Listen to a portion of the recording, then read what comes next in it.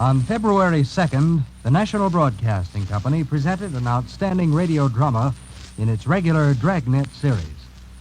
Because it carries a message of vital importance to every parent, the story of Claude Jimerson, child killer, serves an additional purpose, however.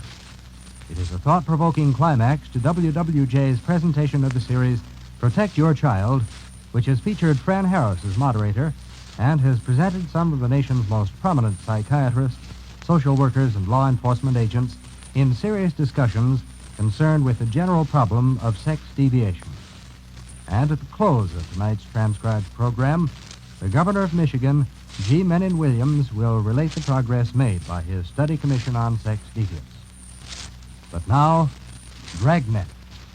Ladies and gentlemen, this program is for you, not your children. The subject is of vital importance to you as parents. This is the story of a vicious man.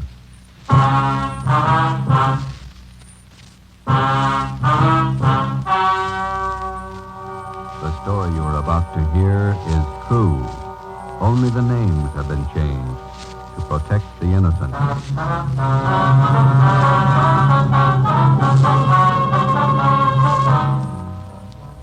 You're a detective sergeant. You're assigned to homicide detail. 2 small girls are reported missing. Somewhere between their homes and a neighborhood grocery store, they dropped from sight.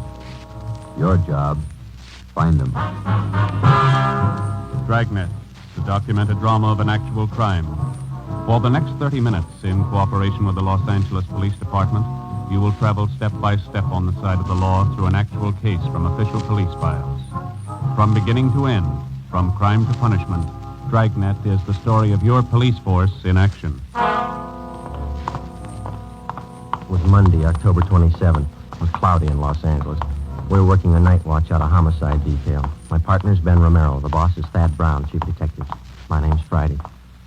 We were on the way out from Central Division. It was 16 minutes past 8 p.m. when we got to South Peoria Street, number 267. Sure gloomy out. Yeah, it's sultry. Looks like we're in for some rain. Yes, sir? Police officers. Is Lieutenant Barker here? Yes, you want to come in? Thank you. This is Sergeant Romero. I'm Sergeant Friday, Central Homicide. How are you? My name's Claude Jimerson. Lieutenant Barker's in here, on the phone now. Hi, Captain. Yeah. I'll let you. Hey, Romero. Friday. How's it going, Lieutenant? That's good.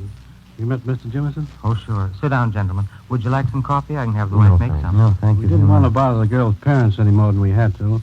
Jimerson here is one of the neighbors. He's been nice enough to let us use his phone. The kids disappeared about 4 this afternoon. Is that right? At 3:45. Got out a local broadcast on him. Here's a missing report. Thank you, Lieutenant. Thelma Griswold, age 11. Barbara Sperry, 7-year-old. You talked to both families. Yeah. About 3:30 this afternoon, Mrs. Griswold sent her daughter to the grocery store down on Sycamore Avenue. It's about 10 blocks from their home. The Sperry girl, a friend of hers, she went with her. Anybody at the store remember seeing them? According to the grocery clerk, they were there about 3:45. Mother gave the kids a note. They bought a loaf of white bread, a half pound of bacon, a dozen onions. Yeah. That's right, Sergeant. I hope nothing's happened to the kids. We've been neighbors to the Griswolds for years. Sperry's, too. Did you notice if the little girls were going in the direction of their home? Yes, they were. The last time I saw them, they were about a block away, heading straight for home. Little Sperry girl had her dog with her. Champ, I think they call him. He's a collie. And he's missing, too. That's right, Joe. Not a trace of the kids or the dog. Juvenile officers from 77th Street have been checking the neighborhood for the past 3 hours. Are the girls in the habit of wandering off like this? Parents say no. It's the first time. Mm-hmm. Well, thanks very much, Mr. Jimerson. Well, not at all, Sergeant. Sure you won't have a cup of coffee? No, thanks. We don't like to bother you, but we may have to check back with you later tonight. Routine questions. If I can help out in any way to find those girls, let me know. Yeah, we'll let you know, Jim. Thanks again. Nice fellow. Yeah, most of the neighbors we've talked to have been the same, anxious to help. Some of them are out with our juvenile officers now trying to dig up a lead on the kids. You check the movie theater and the playgrounds in the neighborhood. Everything, Joe. Those some of your men from juvenile, Lieutenant? Yeah, looks like it. Yeah, Schwartz and Preston. Lieutenant? Yeah, Preston, what you got? Found the kid's dog, Cully. Where? Just above Sanchez Drive, up in the hills. Hope it's no indication. How do you mean? Dog's dead. The collie dog was taken to a veterinarian on Jefferson Boulevard to be examined for cause of death. We put in a call to the office, and a special detail of men was assigned to aid in searching the area where the dog was discovered. We got out an all-points bulletin. The fathers of the missing girls and a dozen neighbors joined in the search. With the aid of flashlights, we started from the end of Sanchez Drive, and as best we could, we covered the ground for almost a full mile back into the Sunset Hills. 10:55 p.m. Started to thunder. The search went on. The hilly terrain and thick patches of scrub oak didn't make the job any easier. 11:15 p.m. Started to rain. Watch your step, Joe. The rocks are slippery. Yeah. I can't figure it. Not a sign. What do you think? I don't know. Wait a minute. Flash your light over here. No, here. See something? I thought I did. Yeah. Scrap of brown paper. Who's this coming? Sergeant, is that you? Oh, Jimerson? Yeah. What's that you got? I found it right down there, just off the path. Paper sack. Look. Loaf of bread, a few oranges, package of bacon.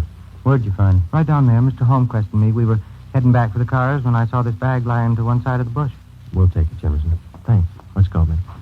That means that Barbara and Thelma were up here today. You haven't mentioned that to either one of the girls' fathers. No, I haven't. Good. They're having a hard enough time as it is. Friday, Dan, see him for a minute? Yeah. Excuse us, Mr. Jimerson. Certainly. Yeah? Schwartz and I checked with the vet who examined the dog. What'd he say? Says the dog was beaten to death. We made another attempt to continue the search of the Sunset Hills area for the two missing girls, but the heavy rain and the darkness made the job impossible. The rain had also destroyed the physical evidence at the spot where we had found the grocery bag. We went back to Jimerson's house and called the office again. Another detail of men was assigned to be on hand to help in the search when it resumed at daylight. Chief of Detectives Thad Brown and Captain Harry Elliott of Homicide were notified of late developments. At 25 minutes past midnight, we started to retrace the steps of the two missing girls from the time they left their homes at 3:30 the afternoon before. We covered every foot of ground along the route which the girls reportedly took on their way to the grocery store. We got the grocery clerk out of bed and interviewed him again. We talked with two elderly ladies in the neighborhood who said that they had seen the missing children between 3 and 4 p.m. the previous afternoon. They could add nothing to what Jimerson had already told us. 3:30 a.m. It was still raining hard.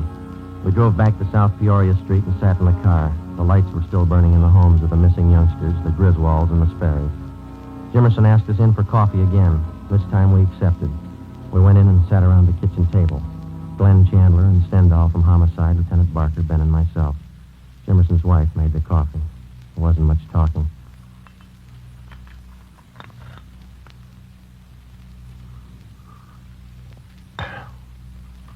You want more coffee?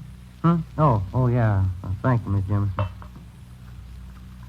Thank you. You want some more? No, thanks. It's fine.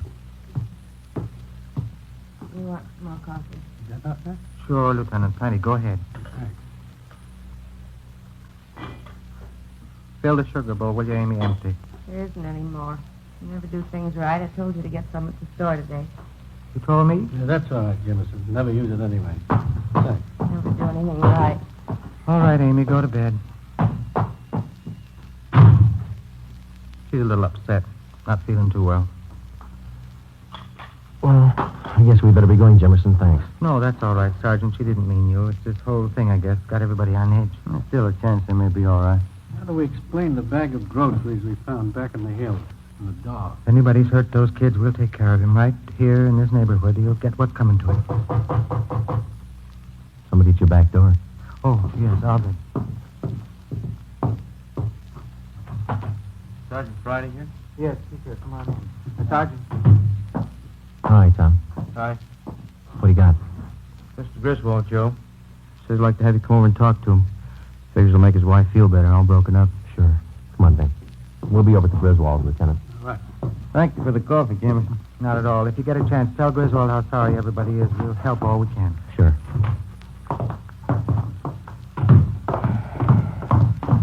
Bad night. Yeah. Did you check by the Sperry's house, Tom? Mm-hmm. Mother's trying to get a little sleep. Father's still sitting up. There he is, by the window. Yeah. This is the Griswold home. Go ahead, Tom. Yeah. They're going to ask questions. What are we going to tell them? I don't know. They could be all right. Kids do funny things sometimes. Maybe, but they don't murder their pet dog. Like a doctor, a lawyer, or an engineer, the police officer comes to realize that there's only so much that can be learned from his books. Time and experience make up the rest. The police manual contains no stock answers for the grieving wife who has just lost a husband in an auto accident. No firm but polite reply to the belligerent motorist handed a traffic tag. No words of reassurance for distraught parents of missing girls, ages 11 and 7. Whether it's trapping criminals or comforting parents, you find the right answer the hard way. There isn't any other way. We sat and talked with the Griswolds for a full hour. We didn't tell them about the dog or the bag of groceries. Until the fate of the two little girls was definitely decided, we figured giving them the information would serve no purpose except to add to their worries. 5 minutes past 5 a.m. Almost a full hour until daylight. It was still raining. George, maybe the officers would like some breakfast before they leave. No, thank you kindly, Miss Griswold. We had some sandwiches about an hour ago. Sure I can't fix you something? No trouble. No, sir, thanks anyway. Terrible night.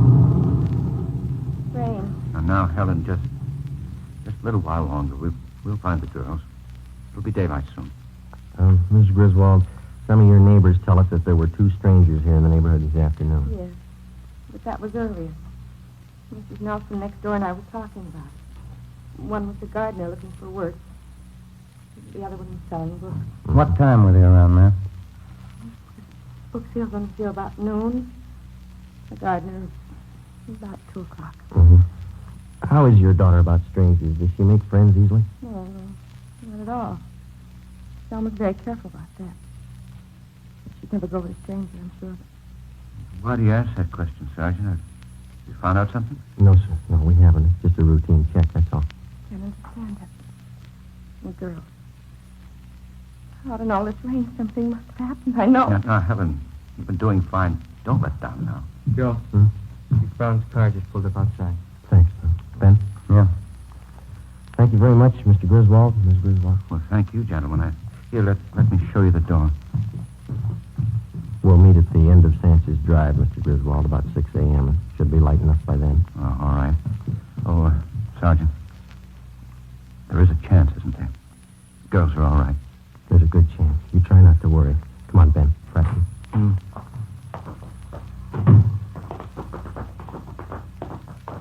Tom, you want to check with Barker again and see if any of his men have a line on the two men here in the neighborhood yet? Right. If you want us, we'll be in Thad Brown's car. All right, Sergeant.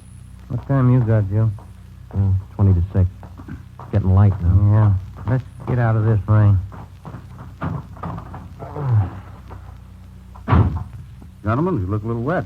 I could stand a dry pair of shoes. Still no trace of the kids? You heard about the dog and the bag of groceries. Yeah. Nothing else since then? No. It'll be light in a couple of minutes, and we can start searching the hills again. I ordered up another detail of men to help. They're parked up on Sanchez Drive. Captain Elliott's with them. Good.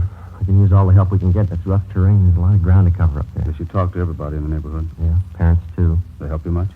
Well, they told us there were two strangers in the neighborhood before the girls disappeared. We're having them checked out. Yeah. Griswold thinks the kids would be safe on that count. Says his daughter's afraid of strangers, never goes near them. Mm-hmm. How much area did you cover in the hills last night? About a full mile, would you say, Ben? Starting from Sanchez Drive, straight back into the brush. It wasn't too thorough. Not enough men, not enough light. Well, you got plenty of both right now.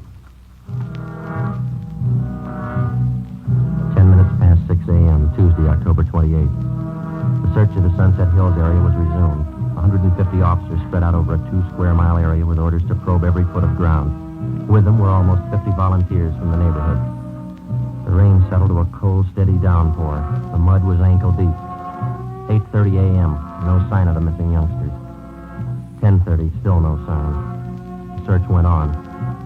A neighborhood restaurant owner sent out 5-gallon jugs of hot coffee for members of the searching party. After 6 continuous hours combing the hill, still no result. Chief Brown, Ben, and I went to the car for a cup of coffee and a cigarette. Got me beat. Those kids wanted off. They had to come in this direction.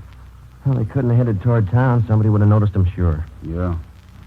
No leads at all on that APB you sent out? 2. They both fizzled. Youngsters up in those hills someplace.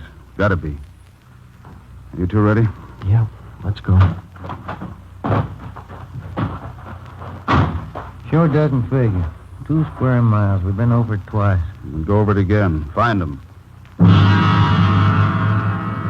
Thelma Griswold, age 11. Barbara Sperry, age 7. Tuesday, October 28th, 2 p.m. They were still missing. Another detail of men from Metropolitan Division were dispatched to aid in the hunt. The daily newspapers played the story across the front page. Wire services, bulletins and news across the country. Radio newscasters covered the story at the scene. On South Peoria Street, the 2 mothers sat in their homes and waited. The search went on. It stopped raining. Did you cover that patch of underbrush over there, Joe? Yeah, watch it. Yeah. I'm tired. Oh, yeah. Let's swing up this way. All right. Anything? No, nothing. All right, come on. Almost 2:30. Yeah. Too much coffee, sour stomach. Me too. You got a cigarette? I'm out. Oh, here. Thanks. Riley! Romero! Come on down! Preston, what do you got? What is it? They found him! They found the kid! Come on. Watch it, Ben. Bad spot here. Yeah, it's slippery.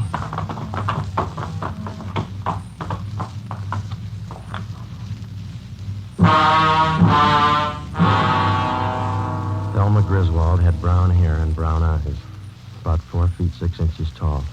She had a bunch of wildflowers in her hands. Barbara Sperry had blonde hair and blue eyes. She held a bunch of wildflowers, too. Friday? Chief? Who found them? Jemerson, some of the neighbors. Oh. You're good. Preston, Yes, sir?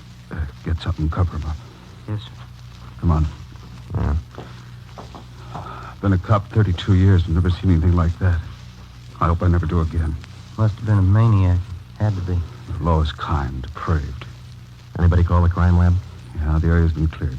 Family's been notified? Not yet. I'll have to tell them. You want to come along? No, that wouldn't be any good. 2 lives. What can you say? Whoever did it ran up a big bill. They're going to pay it.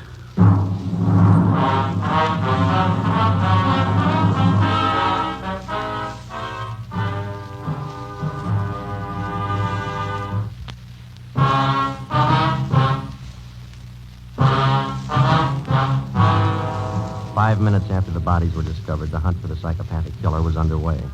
Lee Jones and his crew from the crime lab arrived and took pictures of everything that could possibly have a bearing on the crime. Physical evidence was hard to find. The heavy rain had destroyed any possible chance there might have been of finding footprints. When the crew from the crime lab was finished, the coroner arrived and took the bodies to the county morgue for autopsy. An immediate roundup of all known sexual psychopaths in the area was ordered. They were taken into homicide for questioning. So were the people from the South Peoria Street neighborhood whom we had talked with previously. The questioning went on all through the night. Together with a half a dozen officers from homicide detail, we narrowed down the field. Wednesday, October 29th, 7 a.m. We checked in with Chief of Detectives Thad Brown. Gentlemen, you must be sorry. Got a few hours sleep last night. Could use a few more. Sorry, we have to keep moving on this. You see the papers this morning? Yeah, they're like everybody else, crying too late. Someday people are going to learn you don't fool with these degenerates. You take precautions or you get the consequences. There's no in between. The usual talk going around town. Supposed to be all our fault, letting the psychos run loose. No, we don't make the laws, we enforce them. Till we get something to work with, laws with teeth in them, these atrocities are going to go on. Nobody seems to care. We pick them up, they serve a few days, pay a fine, and they waltz out of here. Nobody cares. Sure, pity them, don't cure them. Nature played a trick on them. Feel sorry for them until they kill a kid. Not a firm law to cover them as they are. We have to wait till they murder somebody. We've got a better law for mad dogs. We don't let them run loose till they bite somebody. Those 2 little girls ought to prove something. How's the parents making out? What you might expect. Shot, hysterics. Excuse me. Brown speaking. Who? Send him in. Chandler, they finished questioning that bunch we brought in yesterday. Oh, Chief. Dan, Joe? How many possibles, Glenn? None. 4 we had left established airtight alibis. We checked their registrations, gave them their releases. Where does that leave us? We start from scratch. I don't think so, Chief. You got a hunch? A little better than that, Joe. I'm sold. What do you mean? You said the parents told you the little girls were afraid of strangers, wouldn't go near them. That's right. I got the same reactions from some of the neighbors we talked to the day before yesterday. Yeah? Now we find out that all the known psychos in the area are clear, perfect alibis. Well, you figure the killer couldn't have been a stranger to the little girls. That's right. There were only 2 strangers in the whole neighborhood the day the girls disappeared, the gardener and the salesman. And both of them have been checked and cleared. Mm-hmm. As far as we know, the little girls wouldn't have gone that far up in the hills alone of their own accord, and they wouldn't have gone with a stranger. They had to be lured there and by someone they knew. Any ideas? Could have been one of the neighbors. No, we checked every possible out there, Glenn. We questioned them a half a dozen times. So have I. There's one that might fit. Who's that? Claude Jimerson. Glenn Chandler had been a veteran homicide officer before Ben or I joined the department. He was tall, quiet, and reserved. He had a good reason for everything he did, for everything he thought. The 3 of us sat down and tried to put the pieces together. Number 1, Chandler uncovered a point that Ben and I had missed completely. Jimerson and his wife were not close friends of either the Sperry family or the Griswolds. For a near stranger, he showed an extraordinary interest in the welfare of the children after they disappeared. Number 2, Ben and I discovered that Jimerson's wife had an 8-year-old boy by a previous marriage. The child did not live with them. Mrs. Jimerson told Chandler that her husband had been cruel to the boy. She refused to elaborate. Number 3, Jimerson was the last person to see the children alive. Number 4, the bodies of the children had been well hidden in the underbrush. Jimerson found them. Number 5, Jimerson had bent over backwards to make friends with the investigating officers right from the start. As any veteran officer can tell you, that's not the usual attitude. At 8:30 a.m., Chandler, Ben, and I left the office. We spent the day digging back 15 years into Jimerson's life. We got back to the office just after midnight. Thursday, October 30th, 10 a.m. We checked in. Okay, Joe, all ready. Thanks. Come on, Ben. Yeah.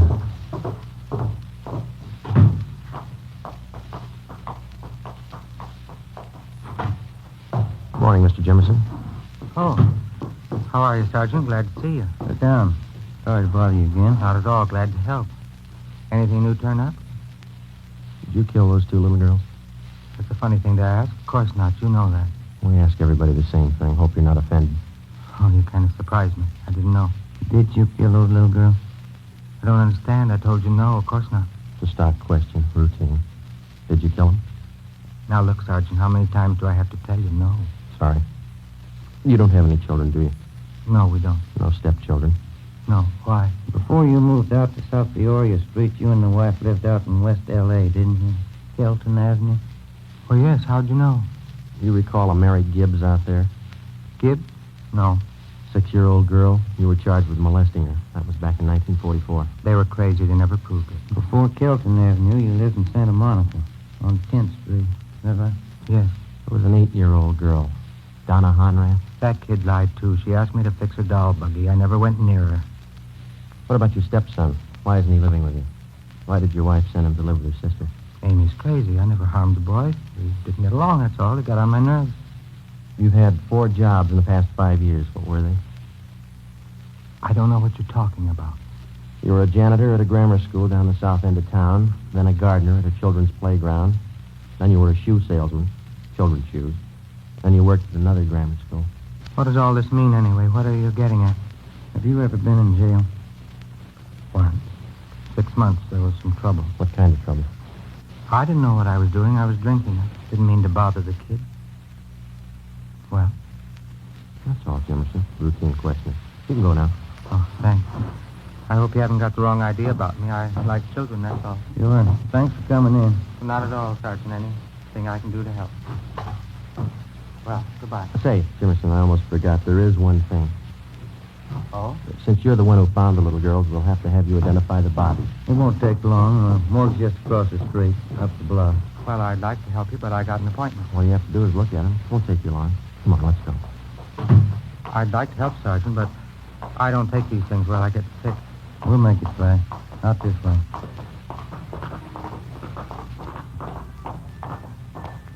Raining again. I'm sorry, Sergeant. I don't think I'd better go. Just identify them, that's all. Won't take a minute. Maybe if we had a drink before we went in. You can have one after. And watch it. There's heavy traffic. Your lights changed. We'll have to wait. I need a drink. I can't go in that place without a drink. You'll be all right. Okay, let's go. Morgue's up this way. I can't look at him. I get sick. Don't make me. Nothing to it. You'll see. Here we are. And then down the driveway. It's a shortcut.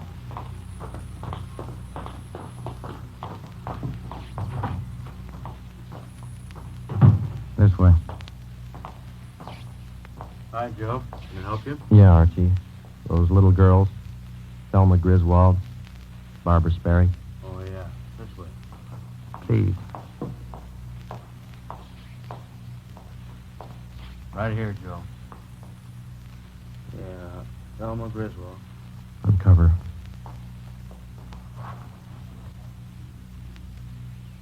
Emerson? Yeah. Jump.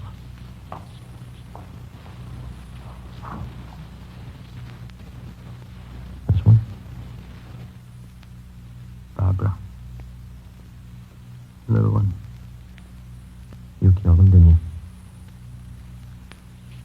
The dog jumped at me. She started to yell. Put my hand over her mouth. Then the other kid. I hit them. Too hard. They cried. Joe? That's all. All right. Huh? Let's go. It wasn't my fault. I like kids. They didn't understand. Neither do I, mister. Come on.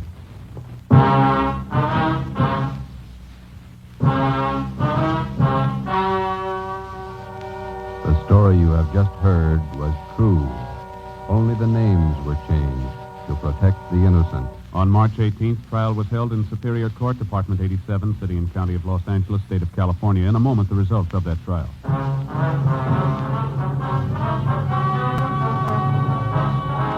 Claude Willis Jimerson was tried and convicted of murder in the first degree. On April 23rd at 10 a.m., he was executed in the lethal gas chamber at the state penitentiary.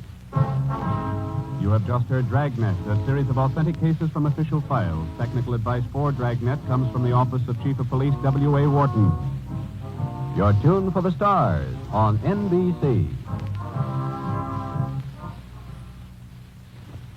Ladies and gentlemen, we now present the Governor of Michigan, G. Menon Williams. Thank you, Fran Harris. The problem of the sex deviate is not a new one, but it has only been recently brought into sharp focus during the last few months by a series of terrible crimes. The discussion which resulted from these crimes has uncovered a double problem. First, the people must be made aware of the ever-present danger of the sex deviate turned criminal. And secondly, we must work out some methods of finding these unbalanced persons and treating them before they commit crimes. The newspapers and the radio, including WWJ and the Detroit News, have taken the initiative on the first problem. Through the excellent series by Alan Schoenfield and other printed articles, the news has helped a great deal to make the public aware of the danger from this type of unbalanced person. Also, out of the public need for information came that excellent radio series, Protect Your Child, an open forum discussion moderated by Fran Harris of WWJ emphasized more clearly the need for parents to inform their children. As you know, I have recently established the Governor's Commission on Sex Deviate, headed by Father Ralph Richards of Saginaw. This commission will deal with both phases of the problem. It includes outstanding psychiatrists, psychologists, social workers, religious leaders, and other qualified citizens. The sex deviate problem is really only one phase of the larger problem of mental illness and the treatment thereof. The Sex Deviate Commission is making a general and thorough study of the problem. It is to make recommendations not only on the phase of public information and education, but also on legislation that may be needed to protect the people against this ever-present danger. Again, I want to take a moment to thank the Detroit News, along with its affiliate radio stations, WWJ, AM, and FM, for the part they have played in creating an informed public opinion on this question. Thank you very much, Governor Williams. Now that this series of programs has done so much to stimulate public interest in the problem which faces every parent, that of the sex deviate, WWJ invites you to listen to a new roundtable series called Family Living. which starts next week Friday at 10:45 in the evening.